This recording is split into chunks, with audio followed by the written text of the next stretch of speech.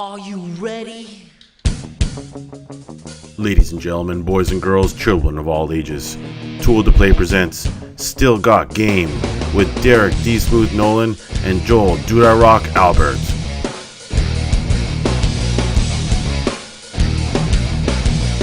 If you'd like to sponsor Still Got Game, email us at podcast@tooltoplay.com. Hey now! Welcome back, ladies and gentlemen, to Still Got Game, episode 307. Still Got Game is the official podcast of tooltoplay.com.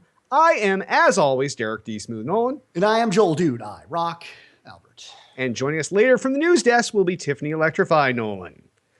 So, Jay, what's going on, buddy? Not a mooch. We got started pretty late. We apologize for that. Yeah, I blame you and Hit, as always. You should. Pretty much, I could start the show anytime after like 5 in the afternoon, so it's all good. But it is better than it was when you were on the West Coast. This is true. That brief 3-month period where you're like, hey, I'm a West Coast guy. Hey, I'm back. I went for a break, came back. Now it's like shitty out again. Long vacation, yes. Very long vacation, yeah. But it's good to have you back here on the, you in the Central Coast. Close me enough. On the East Coast, yes. At least it's 1 hour and not 3. Yeah, for sure. All right, well, why don't we just hit the ground running since we're off to a late start? We'll jump into feedback from last week's show. Remember, if any of you want to leave us a voicemail, it will cut you off after a minute. Red Sun comments. I'm not sure why you guys used my comment in last week's show. I was not being funny. You guys are unfunny. That was my point. And of course, we called this out earlier, but you re-listened to the show a second time after saying you hated the first time and did not want to listen and wanted your hour back, but then proceeded to listen again to comment again. It's pretty impressive. Yeah. If you thought we were so unfunny, which is what you said the first time, and you said that we wasted an hour of your time, you would never get that hour back, how could we refund you or whatever bullshit you said, and then you were like, you know what? I'm going to listen to their next episode just in case. And then you listened. What I'm assuming to is the whole episode. At least you got at least 6 minutes in because that's when we did the calls from the previous show. So you made it at least 6 minutes, if not the entire show. So you know what? Red Sun, if you listened to the whole show last week, let us know in next week's show. Let us know how much you enjoyed it, really. Yes, give us the full details of how much. And please go into detail about how funny we are. We both know that you're joking at this point, right? We know that you think we're just hilarious. Yeah, because if you say we're not funny, then you say we're funny. We don't even know where that fits on the scale. So let's change it up. Let's take a scale from 0, completely unfunny, like current Adam Sandler, right? Or completely super funny, like Eddie Murphy at the peak of his funniness. Like we're traveling time here. This is not a linear time scale because Adam Sandler was once funny too, Right. I take you for you, I take you for me. Like that was funny, Adam Sandler. And then he became the new Adam Sandler. But maybe he'll redeem himself in Pixels. Who knows? But no, he won't. But that's okay. Yeah, that's up for debate. Right. But at this point, judge us on a scale of 0 to 10. Let us know where you sit on your funniness scale. And of course, this is all assuming that you are tuning in a third time to actually hear this request. Yeah, that's going to happen. He's basically going to be a long-time listener if we just keep this thing going. We just got to keep it going. Every single week we hear about how shitty we are. Long-time listener, every time harasser. It's great. He's put himself in this situation where he can't not listen because now he has to see if we're talking about him. He's like the anti-Altius. Exactly. Yes. Where Altius is good for the show, you are, you're still good for the fantastic. show. Fantastic. We love you. Yeah, sure. Yeah. We love assholes too. Oh, bring it on. All right. Next up, Stevie E comments. Okay, on the podcast, I am cracking up, especially when I listen to you in fast forward 1.5 speed and you say the hits motherfucking quit hit motherfucking hit pitch it fits really fast. Oh shit, dude. I keep rewinding and listening to it. I can't stop. I don't even know what the fuck it is. I just like hearing you say the name. Hit wants it to come back. I do too, and I have no freaking idea what it is. That's the best part is now it is legend. It is reached. It is way past any sort of reality. Hit can never live up to it, which is even makes it better. Oh. So everyone just wants to know what it is and to bring it back. And therefore Hit has to at some point do it. He's forced, obligated by legend. You now have an audience that was not even an audience for Hits motherfucking. But now it is. it lives in infamy on its own right. It's like a Hydra. You cut off the head and 2 more grew, and then you kept doing it. And now you cannot not bring back this Hydra. You got to ride it out like a banshee. You just come out, you get fucking reins on the Hydra, and you throw it out, and it's like crinkle, crinkle, crinkle. And the first time people hear that, it's going to be like mic drop. Exactly. Orgasms all across the country, randomly in strange locations, everyone across America. Yep. You got to do it. Yep. You got no choice. Yeah, it's been trending week after week on Twitter. People have been hashtagging the shit out of it. And now we're getting comments where people that were not even involved in it, they don't even know what the fuck it is, but they know they want it because everyone loves it. Now, granted, my selling point is part of obviously the beauty of this because it's been commented on here. But I can only imagine how fast that sounds because I will tell you all a little secret. And I think I've mentioned this slightly before, but this show used to be a lot slower paced. And then I started listening to podcasts myself at 1.5 speed on my iPod. And that speed is a much more enjoyable speed to take in shows. And I was like, you know what? I'm just going to kick up the speed of the show a little bit and talk a little faster. Like it's like all cocaine fueled because that's the kind of speed that people want to hear a show at. They want to hear it fast and they want to hear energy. And they want to be like, so what games came out this week? Oh, well, this week we have MLB 15. No, they want fucking energy. So I can only imagine if you take the show that's already super energetic and then kick it up to 1.5 speed, it is like you are fucking Belushi style cocaine, fucking over the top, just losing your shit. So I imagine that's what Stevie E hears every week. But yeah, this is the one podcast you probably do not need to crank up to 1.5 speed. Certainly not the volume either. yeah. Especially when we things that can go down really. Yeah, especially when we get near the end. And yeah. When I say, let's wrap this fucking show up. Yes, I pretty much yell then. So yes, exactly. There's a few points I yell. But yeah, definitely not the show you need that for. All right, and last but not least, Cougar Hunter comments. Your show is the high point of my week. Seriously, you guys always have me laughing out loud in the car. Thanks for continuing to do this. Yeah, super. See, it's great to see both sides of the coin. You get your Red Suns, and then you get your Cougar Hunters. And it's both sides. I love it. Yeah. 2 entirely different names and 2 entirely different viewpoints in the show. Right, exactly. And I'm hoping that like my hope is that at some point in time, and we can maybe even try to set this up now. I want to create an argument between Red Sun and Cougar Hunter via comments. Oh yes, yeah. You know what I mean? Why don't you both run in next week and directly address the other? Exactly.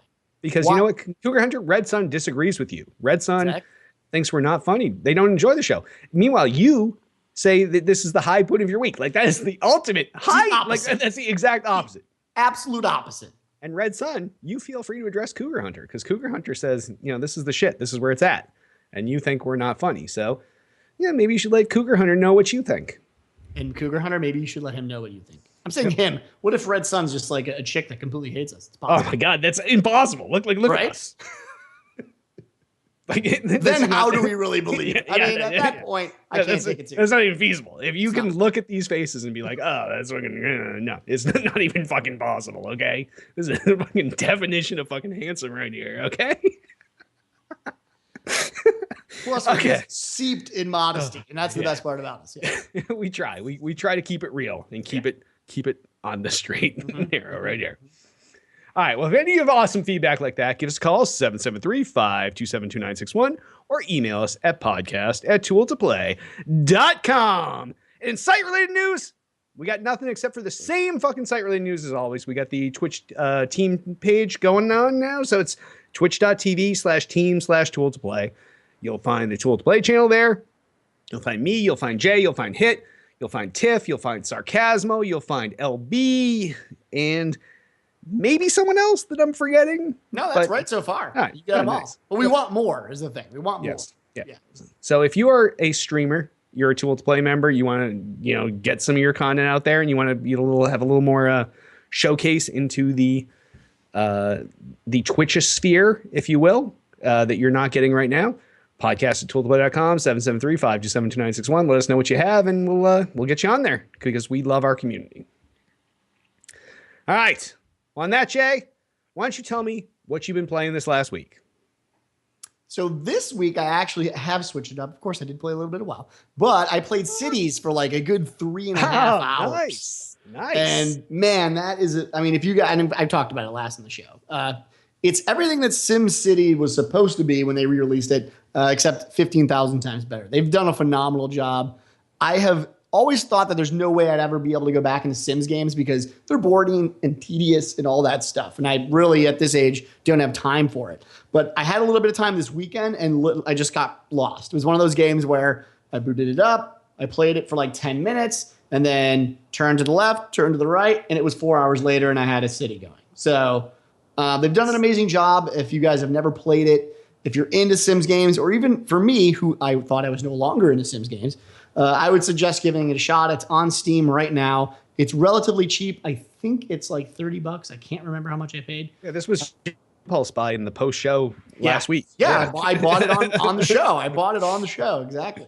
Total impulse buy. Didn't even look at the price, but I know it's under 60. It's not like a full price game, which is crazy because as a sim, it is a full priced game. You get every single dollars worth in that game, if not more. So yeah, you could probably accidentally spend that much on like iPhone game, in-game, and app purchases if you're an idiot. Like this is $30 for a legit game. Yeah, and realistically, I feel like I've already got my money's worth. I played one weekend, and I feel like totally worth the money. I am happy. I could never play it again, and I'd still be happy. And I will play it again. So yeah, that was my weekend so far. What about you? Nice. Well, I played a fuck ton of Destiny, like an insane amount this week. Really? I did like every raid, easy and hard, fucking like it was absolutely a crazy amount of Destiny that went on this week. I'm not even sure what happened because I still don't have all the shit. Like, really? and there was still shit I got. Like you definitely don't have all the shit with the middle of. I have nothing. Yeah. So yeah, there is still stuff to be had, and it's been a good week for Destiny. So a lot of people on our crew have gotten some stuff that they hadn't had yet. Some of the what do you call it? The Arc or Void or Fire Damage primaries, all that kind of stuff. People have been filling in their gear that's missing. Our crew busts out now we can do 2 easy Crotas in less than an hour. We busted out a hard Crota the other night in 35 minutes. Yeah, this is pro now at this point. So it's just like clockwork. But you're just waiting, right? I mean, like realistically speaking, you're a completionist at this point. Not necessarily is it needed. Right? It's some of the stuff's needed. There's still stuff I could get. Like I still don't have that thing that gives me the necrochasm out of my stupid shitty gun that levels up from a white to a purple to an exotic. But I just enjoy playing through these things. And I'll still say to this day, I still think that Vault of Glass is a more fun raid. Oh, absolutely. But it's why I stopped playing, to be fair. I mean, I just did not feel like Crota had anywhere near the imagination that was put into Vault of Glass. And honestly, it just left a bad taste in my mouth. I'll probably come back as soon as Wolves is out. But now here's my dilemma. I can't really just come back for Wolves. I have to, if I want to play Wolves, I've got to like hook up with you or Hit and play through the shit that I hate to get to the right light level so that when Wolves does come out, I can play it. And so you didn't quit it at 32? Oh, absolutely not. I quit it at a 31. Oh, yeah. I quit before the hard mode came out. Okay, so that's going to be trouble. And the other thing is, that's a pain in the ass. We're all also going to be doing a lot of leveling because come the House of Wolves, everybody's got a third subclass. And if you remember that's when all of a sudden you're going to turn on this new subclass and you're not going to be able to fucking do anything. You're not going to be able to all that shit will go away. You have no grenade thing at this point. Like it's an insane start over kind of thing. So everybody's going to be doing a lot of weird leveling and bountying at that point. This is true. And I mean, that's the only bummer. They don't have a very good, obviously Warcraft has it. This is the only thing I can relay it to, but it's nice that at least in WoW, wherever the starting point stops, like you have sort of, this is where this, drop happens. And then by the time you get to the next drop, they have these catch-up abilities where you can catch up in like a week. Well, I just wish they had something like that. So when it does drop, that is what they had in Destiny, though. And that's what everybody complained about. They're like, well, why did we do the fucking Vault of Glass a million times to get this shit if you could come in and instantly go buy Vanguard gear that was better than what you thought? So this time, and they've come out and said, we fucked up the first time. We're not going to do it this time. So I don't think that we're going to see that again. Oh, I know we're not. It's part of the thing that's keeping me from coming back. Because I just don't want to do I don't want to do Crota at all. I have no desire to like come back and pretend to have fun in order to get the gear to then buy the expansion pack and play it. So it's kind of, I don't know. It's a weird maybe part of your problem was who you're playing with. Maybe they were just unfun people. Like, look, it's LB. It's everyone I love to play with, including my own brother. I know. Yeah. If I can't have fun with that, I shouldn't be playing the game. I know. That's me not playing anymore. See, this is the problem. Now, I've done Crota with Gino before, and it's always a good time. So I don't know what your problem is. Maybe you are the problem. I could be. And you are the problem from the situation to make everyone else's lives happier within Destiny. Yeah. Yep. Everybody was being held back by you. Their fun was impeded. I totally agree with that. Actually. I totally agree. Nice. All right. Well, on that, why don't we quickly hammer through the new releases? First new release out this week is a multi-platform release. It's MLB 15 The Show. And this is out for the PS4, the PS3, and the Vita. This is the 10th game in Sony's wildly popular series of the MLB Show fucking baseball games. As always, the game looks amazing. It's graphically one of the most realistic baseball games you'll find. Unfortunately, only for Sony platforms, so that's what happens when Sony puts out a game. Enhancements have been made once again this year to both the gameplay and the presentation of the game, which adds to the realism, adds to the fun of it. I would say baseball fans with Sony consoles, this is a must-buy for you. Baseball fans that are just looking for an awesome baseball game and you have like an extra, $400, maybe you go get a PlayStation just for this. Who knows? But I don't know. I actually been considering picking this up, and I'm not even a huge baseball fan, but the game just looks so good. Yeah, I mean, I'm not a huge baseball fan either, and I don't think it's just like a system seller or anything like that. But it does look really damn good. It's been a long time since like in a sports game where I've like noticeably been, like, oh, these graphics are finally kicking it up. Mostly like with the shadowing and stuff. Like if you really look at some of the screens and some of the videos, they've done a really good job of like the shadowing and stuff, the effects like that. And the lighting. So nowadays it's a lot of beard physics, which is fucking weird. I know it's like the hair is the new thing. Like how well can you get the beard or the fro or whatever? How well can you gen that? It's my fucking Red Sox fucked this up because everybody had to have a beard and everybody had to have a different beard. Like one guy's got the shaggy beard, one guy's got the fucking ZZ Top beard, one guy's got the tight curl beard. Like so they had to come up with all these different beard physics. And Tiff is saying in chat that she loves the beards because she's a creep. Facial pubes, as Jay caresses his. Sorry, Jay. All right. We've all rocked a beard at one point. I love or another. it. Yeah, it means I have to do less stuff in the morning. I did too. And then one day I looked down at my junk and it had less hair than my beard, and I was like, I gotta take care of this. Yeah, I said that out loud right there. I like to go double beard. That's what I'm going for. I like to match it. I like to match too. That's why I shave. Match those drapes all day long. I shave bald every day.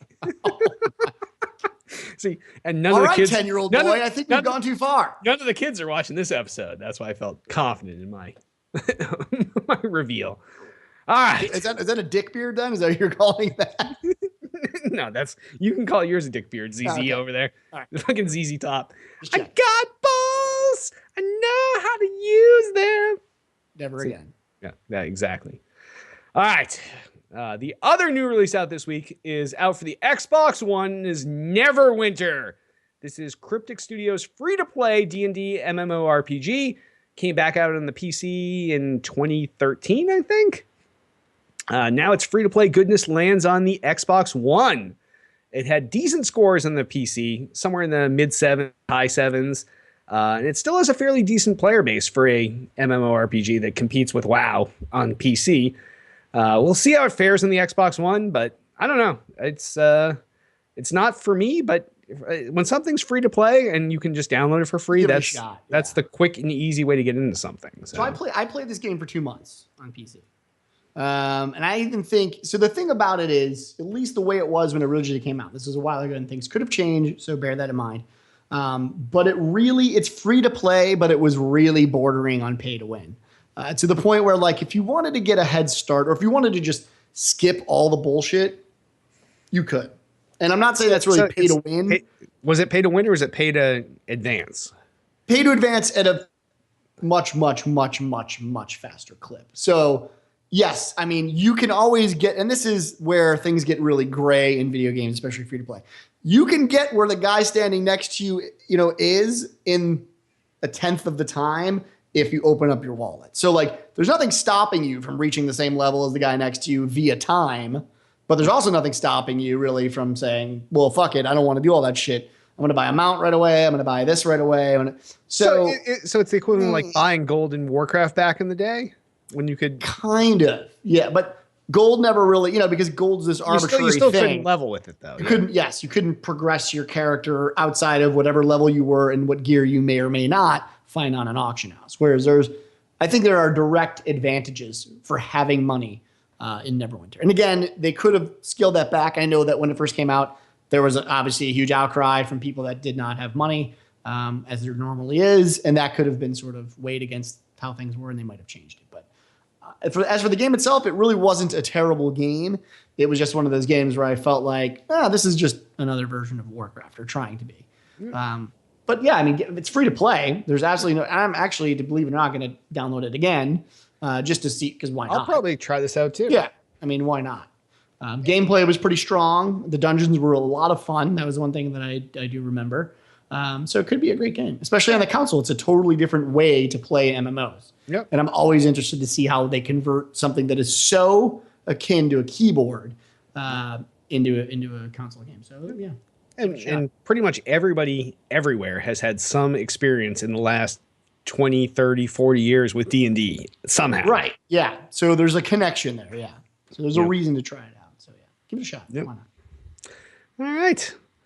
Well, I guess, Jay, on that, why don't we hop on over into gaming news? And Tiff at the news desk, what's going on? Hey, guys. Well, it's been another fairly slow news week, but I do have a few things that you might be able to drop some nuggets of knowledge upon our listeners. That's what we do. This is Tiff is hinting you all that this is when you need to pay attention if you want to get the secret nugget of the week. This is true.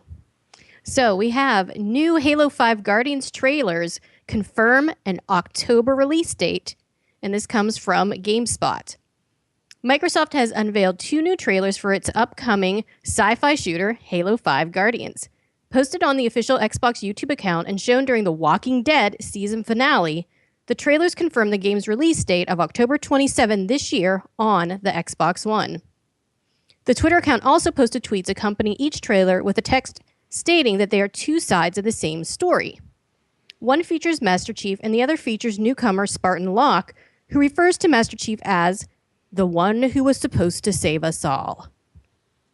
Last week, Microsoft launched a Hunt the Truth teaser website for Halo 5 Guardians, offering vague new details about the upcoming game. The site poses the question, who is the real Master Chief? With an audio recording that parodies the popular Serial podcast. It has been confirmed that Agent Locke would be a playable character in Halo 5 and that Cortana will make an appearance in the game. Halo 5 Guardians is in development at 343 Industries exclusively for the Xbox One. Producer Josh Holmes recently confirmed that the game will use dedicated servers for all multiplayer, including custom games. So, what do you guys think of this? Did you happen to catch the trailers? Oh, I saw both during The Walking Dead, and I was confused, and then I was like, "Oh, okay, there's 2 sides of the same." Yeah, yes. I mean, it does look pretty damn good. I have like pretty much renounced Halo for like the last 2-3 Halos. And I know that I'm still going to buy this. We're all still game. in.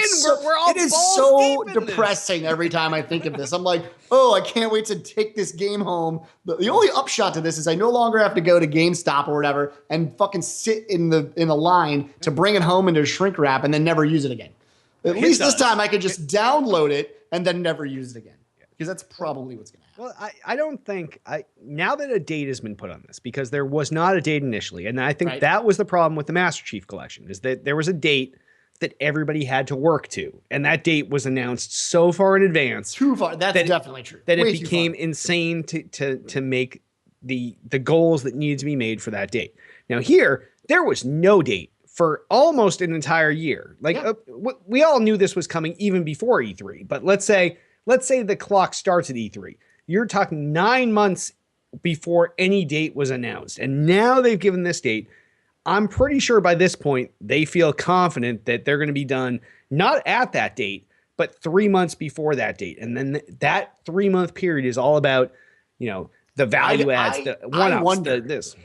I mean, obviously, if we're going off track record, which I feel like we have to do, you know what I mean? Like, I feel like so far, 343, I would say, has done a very bad job with the franchise. So far. So you're saying that with Reach, too? Reach came out strong. But again, you might not like Reach, but Reach came out with no network issues. It came out with... Oh, no. First of all, Reach had problems. I'm not saying that, like, Reach was Master even Chief Hit looks Collection. like he's shitting himself. Hit looks like he's shitting himself because even Hit, if there's the Halo librarian of the show, it's Hit. True. And Hit is saying that there were no issues with Reach. It came out strong out of the gate. Hit you're shake saying your head. No, well, he should. Well, wait. I need a confirmation. Give yourself a hot mic for a second and just comment in. Was Reach stable and good to go at launch? Were there bugs?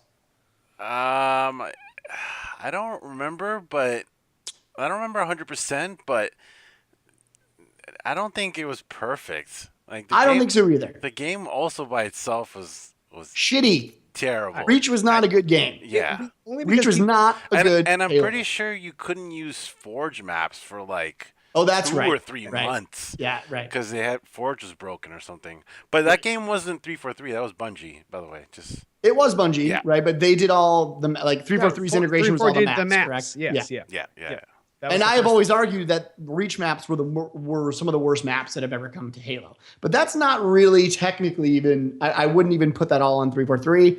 Yes, they designed a lot of those maps, but there's something about map creation where, like, and again, one of the best things about MCC was that they were bringing back the original map creator of all those maps to do the reworks. And that game turned out like shit. It had nothing to do with the map. So I can't really, blame 343 for that with Reach either.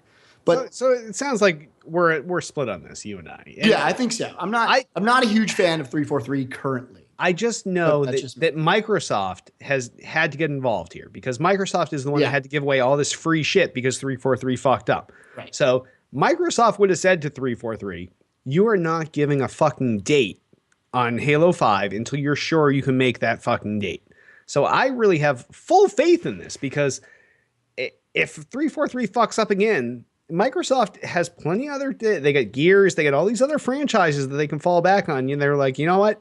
Halo's, we've already almost alienated all the Halo fans. We cannot do this again.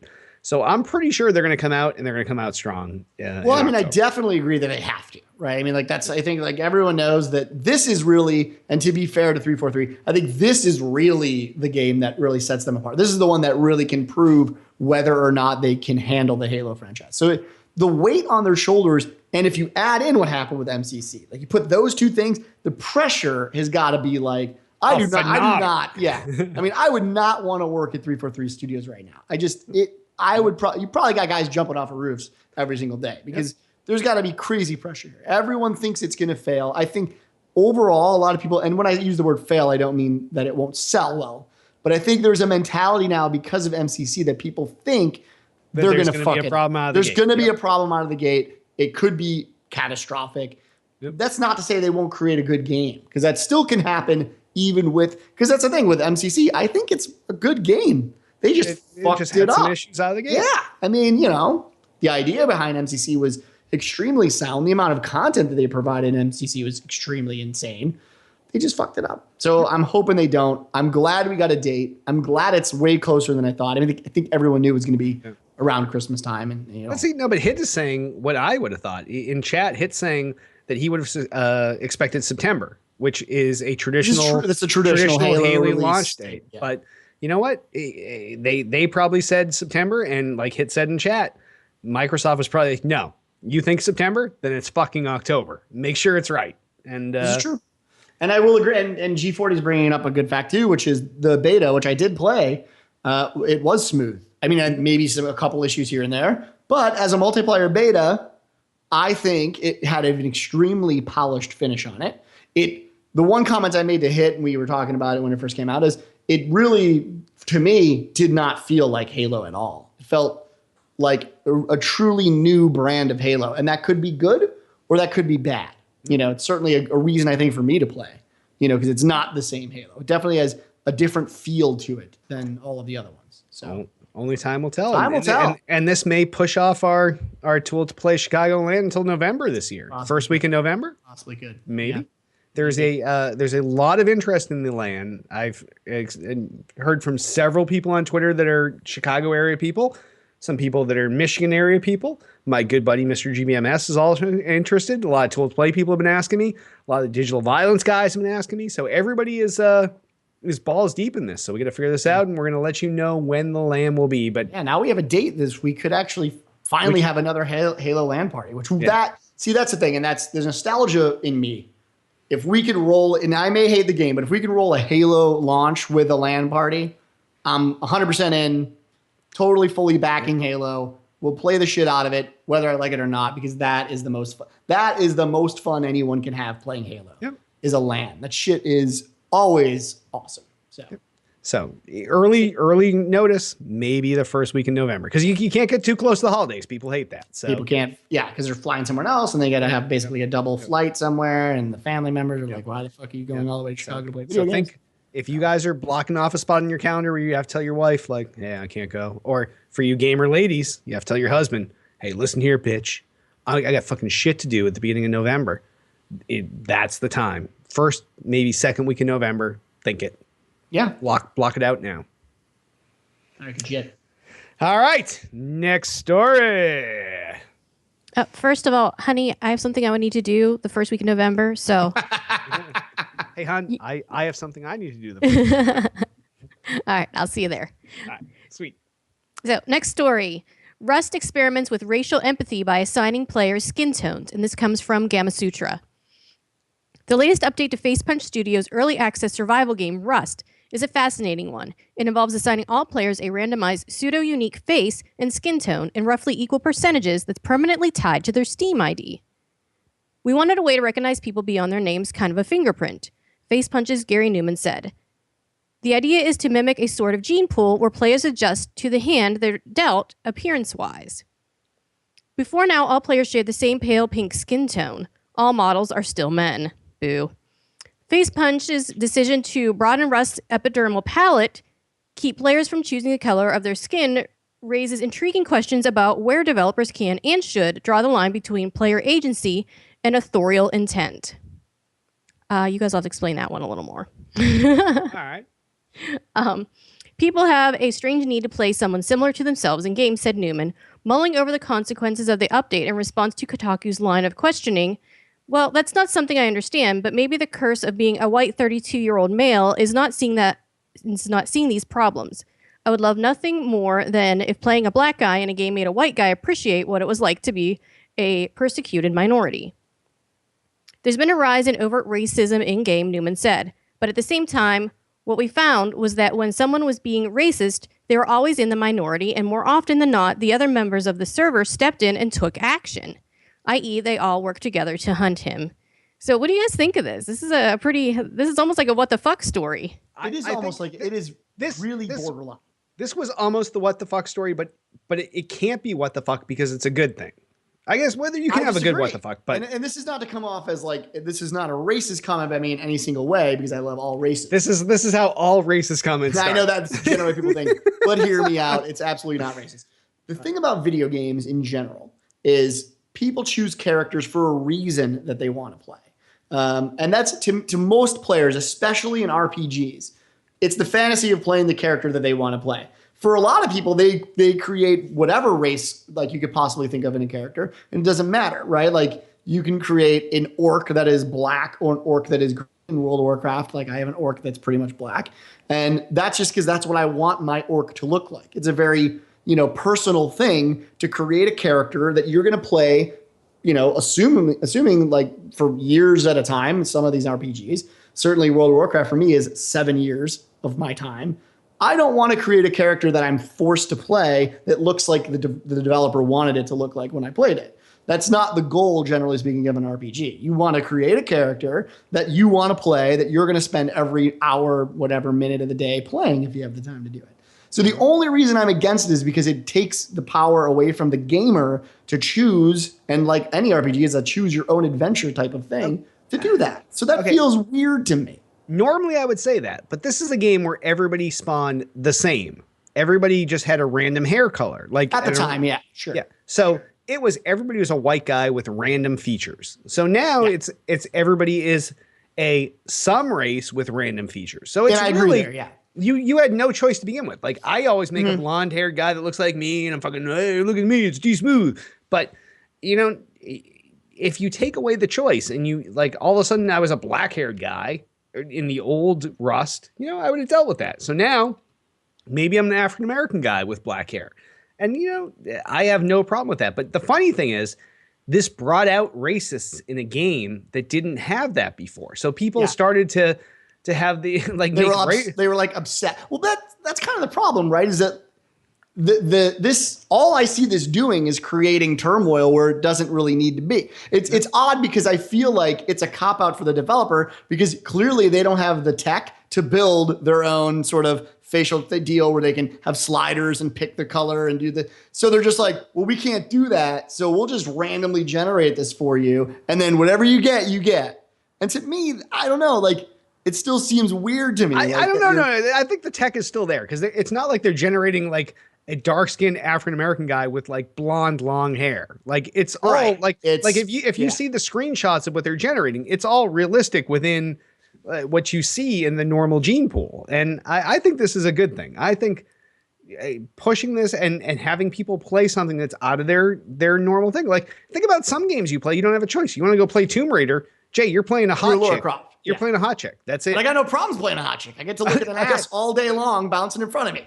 Okay. I high-five myself after that. Maybe you're not into chicks. Maybe you're into guys. And now you're going to play Tomb Raider, and now you have to play a chick all the time. Like, that's not what you're looking for. So I think that this is, as much as I like choice and like a character creator where I can craft the perfect D-Smooth in the game, like, at the same time, I appreciate a game that's like, this is what you are. You can delete your fucking character. You can recreate it, and it's never going to be different than what you already created because you're not going to work around the system. Does Hit have like a big fucking piece of paper where he's going to write notes on? I think he's like about to start painting. He has a canvas. He's going to start painting pictures of people for us. Yeah. Hit is distracting the show here. He has literally brought out the biggest piece of paper ever. It's like he's going to get a Sharpie and draw us notes and hold them up so we can see them. Like it's like cue cards. But cue cards, exactly. This is insanely fucked up. Well, to wrap up the original story, I just want to say like, the biggest thing for me is I feel like it detracts from the game. Like anytime like race or anything gets involved, people, the shittiest human beings on this planet seem to come out and just spew the most racist shit that they can. And it loses focus of the game itself. That's my only thing with what Rust is doing. I think in a way, it's really taking away from what the game is. And it's an amazing, promotional tool. But outside of that, I'm not sure it really is going to bring the value that they want to their game. I feel like all it's going to do is alienate a bunch of people and have the racists spouting shit on their forums on a daily basis about how they don't want to play the black guy or the white guy. To me, that's overall probably a bad thing for the game. But I could be wrong. I don't know. I love the fact that this is going to put racists back in their place. Racism has no place in video games. It has no place in society. And this is, you may not be able to deal with it in society, but you can deal with it in your small microcosm first. So if these guys can deal with it in Rust, hey, all the power to them. All right. Next story. Steven Spielberg will direct the Ready Player One movie. And this comes from The Verge. The long gestating Ready Player One movie has a director, and it's one perfectly suited to a story full of 1980s references, Steven Spielberg. Deadline reports that he'll take on the film after Roald Dahl adaptation, The BFG. Written by Ernest Cline, Ready Player One takes place in a dystopian future where everyone jacks into an artificial VR world known as Oasis. After its creator dies, people discover that an elaborate Easter egg has been left somewhere inside Oasis, and whoever finds the prize first inherits the creator's entire estate. Central to the search for the Easter egg are a litany of pop culture references, many focused around the 1980s. A number of Spielberg films and the filmmaker himself are all referenced in the book, opening up the opportunity for a self-referential film that seems right in line with the source material. Zach Penn of X-Men 2 and The Incredible Hulk wrote the most recent draft for Warner Brothers, which will be distributing the film. Given the recent proliferation of VR and augmented reality devices, the timing couldn't be more perfect for Ready Player One. And while it's the sort of story that could go horribly awry in the wrong person's hands, Spielberg's involvement ensures that the film will have a very steady, pedigreed hand at the helm. Taking the meta opportunities even further, Spielberg also had some experience with an alternate reality game tie-ins on AI with The Beast. And if there's any property out there begging for a proper ARG treatment or VR experience, it's Ready Player One. So have you guys read this book? I have not avoided the book. I have me too. Because I was hoping there would be a movie for this because I knew the premise, I knew the story, I knew what was going on, I knew everybody in the industry was excited about it. I cannot fucking wait for this. I have to agree. And to have Spielberg attached is like that's like coming twice. You know, I've had like so. If anyone doesn't know, and you can check out our team channel. LB is one of the streamers, and I talk to him frequently. He's read the shit out of this book. Literally knows everything there is about it, and we've talked about it at length. He's been trying to get me to read it for forever. It sounds like one of the most amazing premises ever, and the biggest thing for me is how it's tying into VR, and VR is coming at the same time. This is a perfect opportunity for them to actually do some kick-ass shit with the movie and VR. Certainly by the time it comes out, we'll have Oculus already out and stuff like that. I think it's an amazing opportunity. The one thing that LB and I always discuss is how are they going to do all these? There are literally hundreds of pop references in this movie. Yeah. Just tying in, getting the licensing for all of the like shit Seinfeld's that is in this and for movie. Cheers and for I don't get it. Like, to me, how the fuck are they going to be able to afford to put all these references in there? Well, let's take a look at another movie. Let's take a look at Roger Rabbit. At that time, there would never have been a way that you would ever have seen Donald Duck and Daffy Duck on stage at the same time. They are two entirely different studios, two entirely different properties, two entirely different money-making machines. Yet somehow you have them at a piano bar doing dueling pianos. It just would not happen at this time. So I think a lot of these older IPs have enough interest in having their IP out there, having it shown. There's something about showing a clip of something in a movie or something that brings up that nostalgia feel that then drives people to that content. And I don't think they're going to have a problem pulling this off. There is so much across so many realms of 80s pop culture, but I can't wait to have A-Team references and it's insane. It's insane. Like literally, It's good. So even if you don't care about the premise, this is the best part of Ready Player One. Like if you're a child of the 80s in any way, shape, or form, if you were living in that era or whatever, it's worth it to go see this movie. Certainly worth it to read the book just to get through all those references because it's really that's part of the charm of that book, and certainly to see that visually on the silver screen. Again, I don't know how they're going to do it, but I think it's going to be amazing. And they've got a great writer. They've got obviously Steven Spielberg, which I would agree with some people in chat that recently I have not really been a fan of Spielberg, but he does amazing work. He's almost a better producer than anything else. Yeah. So here, where you have content that's already done for you, it's not like he's writing and he's like, midichlorians and Jar Jar Binks. Yeah. No, that's not what we're talking about here. Okay. That George Lucas and Steven Spielberg fucked that shit up together. Yeah. So here we have the real Steven Spielberg. We have E.T. Steven Spielberg. We have classic Indiana Jones. Indiana Jones is what I always give to. Indy all day. I mean, he has made movies that literally have that, like they said, it's like to reference himself. There's so much content that are things that he did back in those days that sort of loop right back in. It's gonna be amazing. I mean, it would be hard to fuck it up, but the only way really I think is if they can't get all this licensing stuff to work and they really don't put their heart and soul into it. It's an amazing opportunity for Ready Player One. I hope it goes well, but I am totally pumped. I mean, I am absolutely pumped for this. So. I am too. And for all the people in chat that are hating on him, take your Venn diagrams, take your Steven Spielberg Venn diagram, take your George Lucas Venn diagram. Ooh, that's not a good diagram. And then remove the George Lucas and see what you're left with Spielberg. And that's really what you want to focus on because those two have had so much overlap that a lot of the stuff you hated is probably George Lucas's fault. More than just say it. Yeah, just say it. Because it's fucking true. That's for sure. All right. Well, I think we're all up for that. And I'm definitely, now that this is locked in, this book has been on my Audible list of books to listen to for a while. But now I'm certainly not going to ruin this before the movie. So I'm waiting out for this. That's what it is. All right. Next story, Tiff. What do we got? We have this week's Real What the Fuck story. Mortal Kombat X producer quits Twitter after family threats. And this comes from MCV UK. Another member of the video games industry has decided to abandon Twitter after growing tired of the abuse being directed toward him and his family. And this is a long section of quotes here. So to be clear, the reason I don't want to do this Twitter anymore is not fans asking for characters or hints or whatever. I get that. Mortal Kombat X producer Sean Himmerich wrote, "This is passion and love for the Mortal Kombat, and I also have that, so I get it, no problem.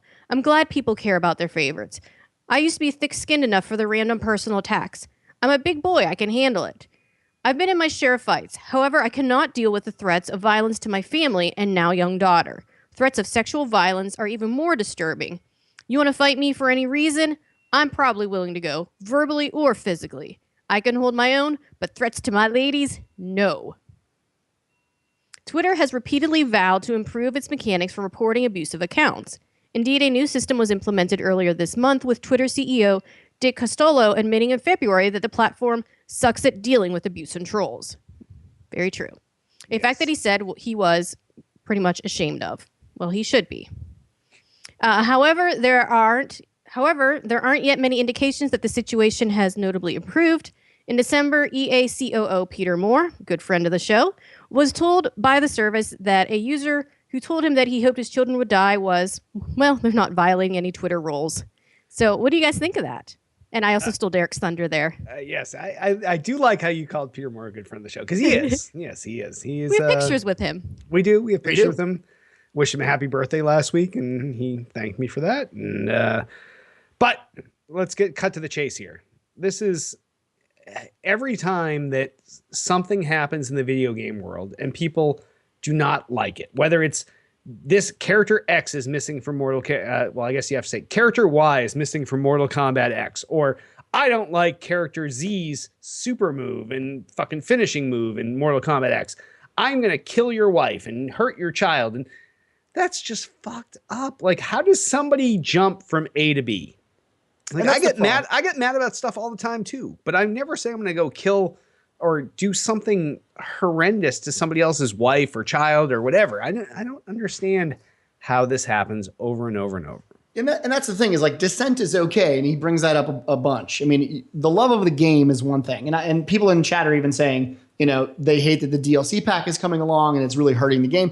I actually agree with all of that stuff. There's a lot of things I think that are doing wrong with Mortal Kombat X. However, it doesn't really matter what the game is doing wrong when it comes to the actual personal attacks that are happening on Twitter. There's no reason to say, I'm going to kill your family because you don't like what's happening in Mortal Kombat X. If that's the case, you need to rethink your own life. Like, there's no reason for you to spend time going personally after somebody just because you don't like what they're doing in a video game. That's their job, right? So there's no reason to personally attack someone based on their job. You might not like their job. You may not think that they're doing a good job, and that happens all the time. But once you take it to a personal level, what you do is you alienate that person to ever further want, and this is the perfect case. He never is going to be on Twitter now because you've completely alienated him. So now you have no direct link to that guy in the future to offer any constructive criticism you might have for the game. And this way, you've really lost out. You've done nothing to help yourself. You've certainly done nothing to help other gamers. Yep. And you're just going to be left with the game that you had no feedback in, that you at one point in time had control over that destiny, at least a little bit, a little bit. Some amount. Yes. Some amount. Now you've none, right?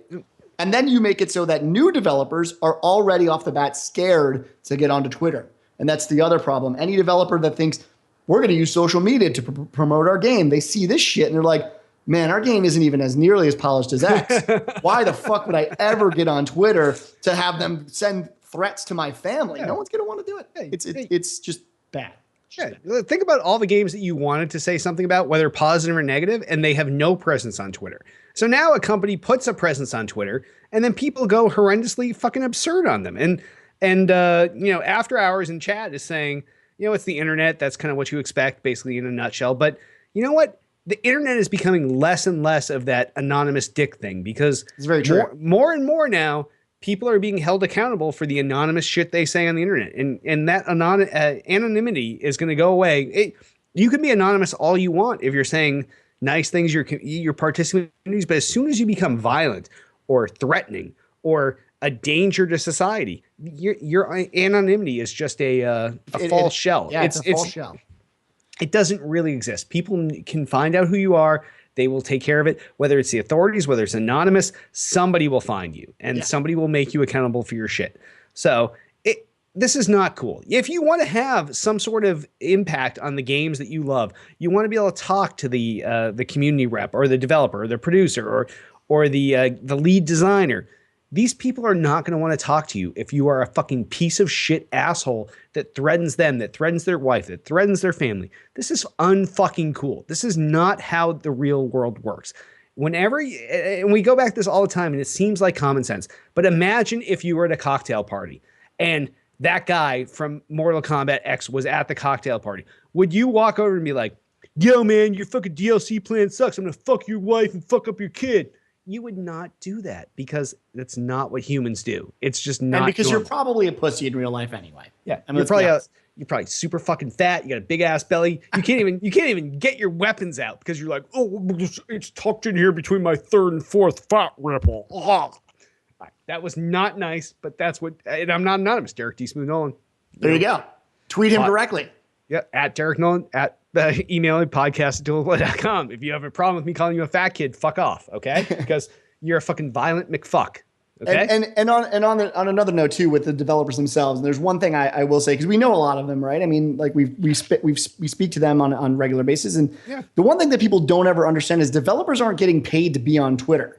And this is the weird part: is now gamers feel like they deserve a direct connection to a developer. This is a new thing. This is not like back in the day. You never saw behind the Iron Curtain. You on just any got industry, the game. not even games. On any industry, You right. couldn't be like, hey, Pharrell, awesome shit with Happy, Right. even though it's way overplayed, or hey, Lady Gaga, you actually were not completely trashy during the fucking Oscars, or whatever. It's every industry now. You have unprecedented access to these people, and the video game industry being the smallest of these between movies and TV and music, this is the lowest tier of that. And these people are the most approachable to you.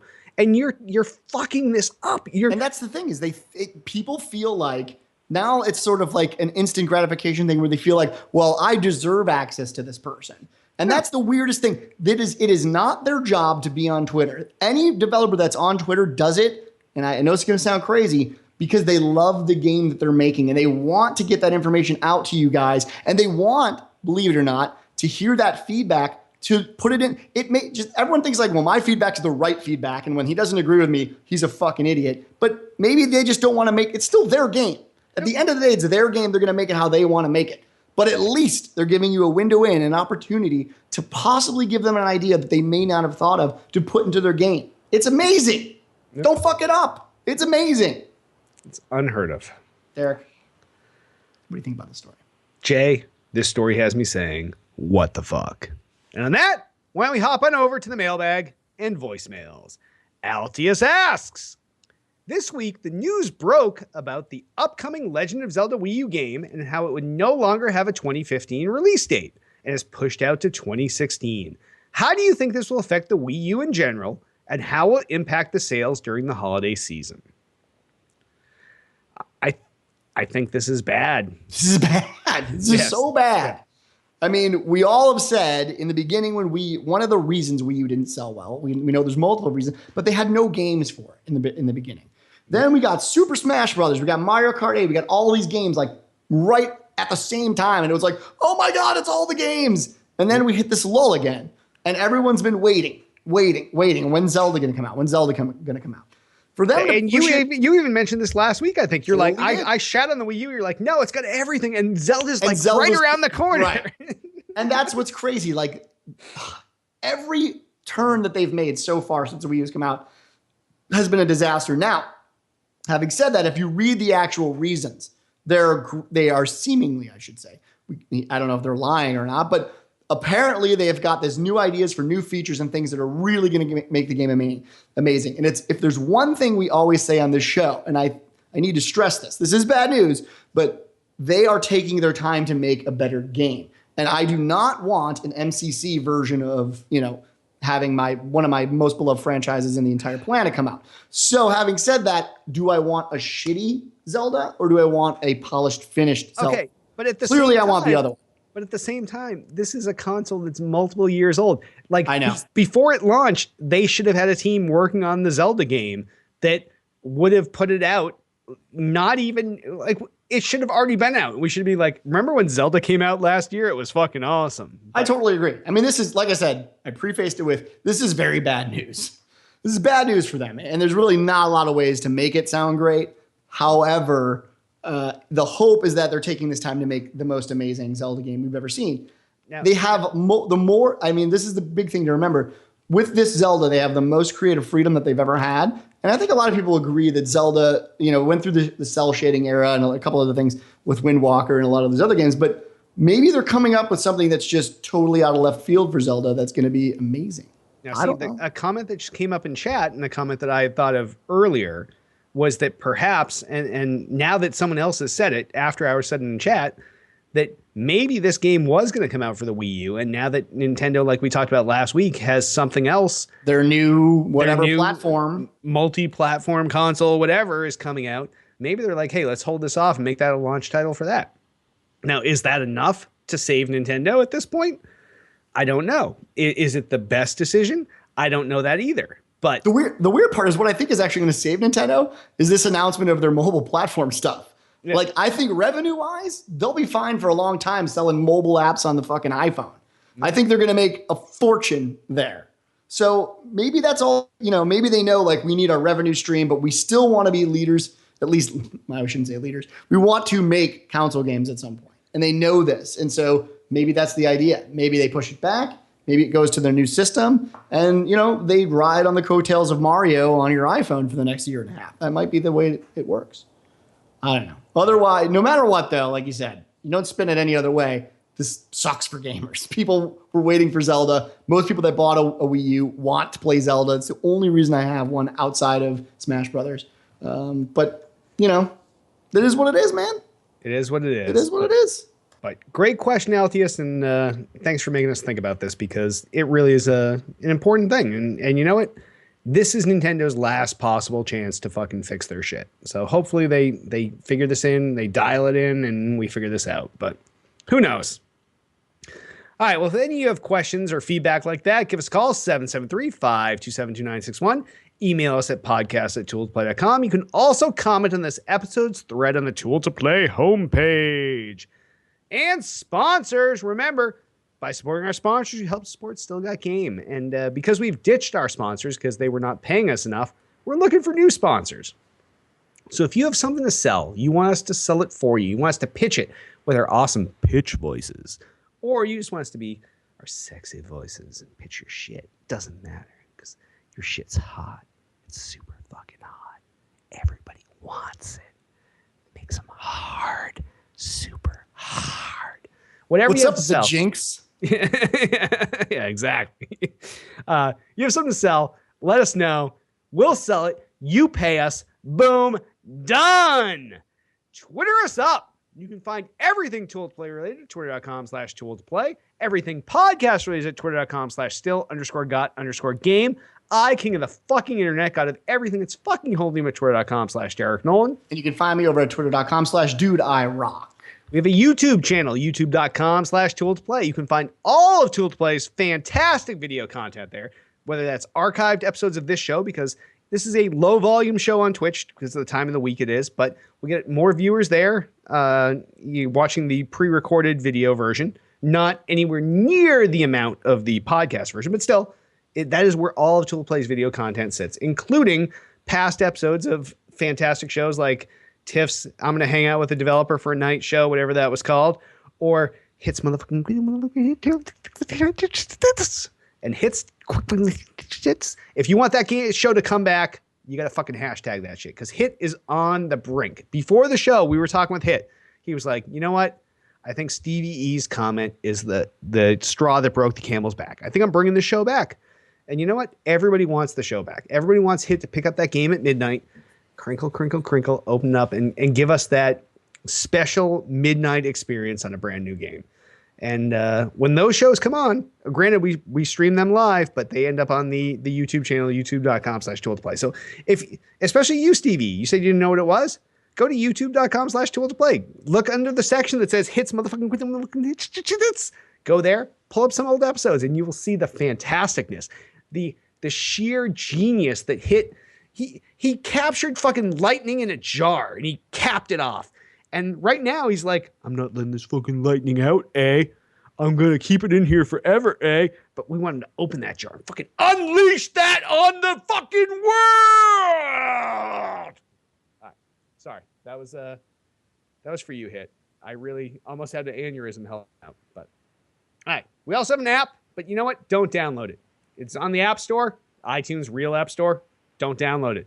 It's on the fake Android App Store. Don't download it. You don't know why? Because it's going away. We get a better app coming.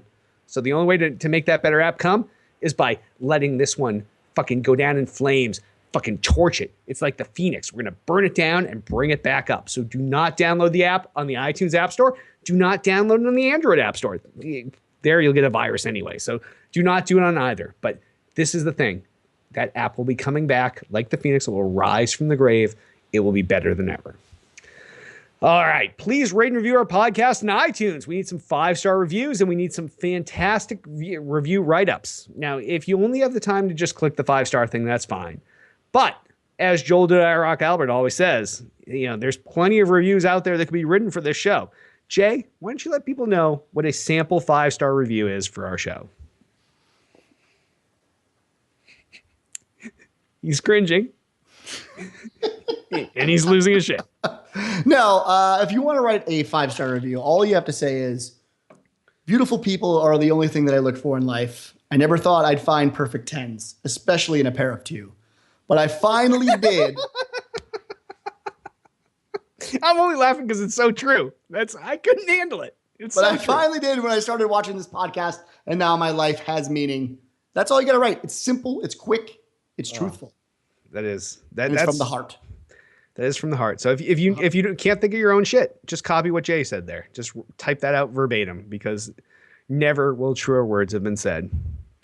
Sometimes we're recording the show and I look over and I see myself in the stream and I'm just like, I get lost in my own eyes. These blue things right here. It happens. It happens. Jay says he gets lost in his hair. He's not admitting it now, but he's crying. Poof. Oh, it is the poof. See, he knows it. All right. I guess last but not least, we have a Twitch channel, twitch.tv/tool2play. We also have a team, twitch.tv/team/tool2play. That is where you'll find all of Tool to Play's fantastic video content.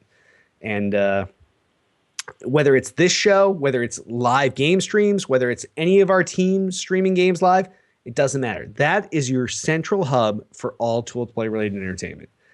And I guess before we wrap up, just to remind you all, each and every Monday night, 8 p.m. Eastern, 5 p.m. Pacific, we are here, twitch.tv/tool2play.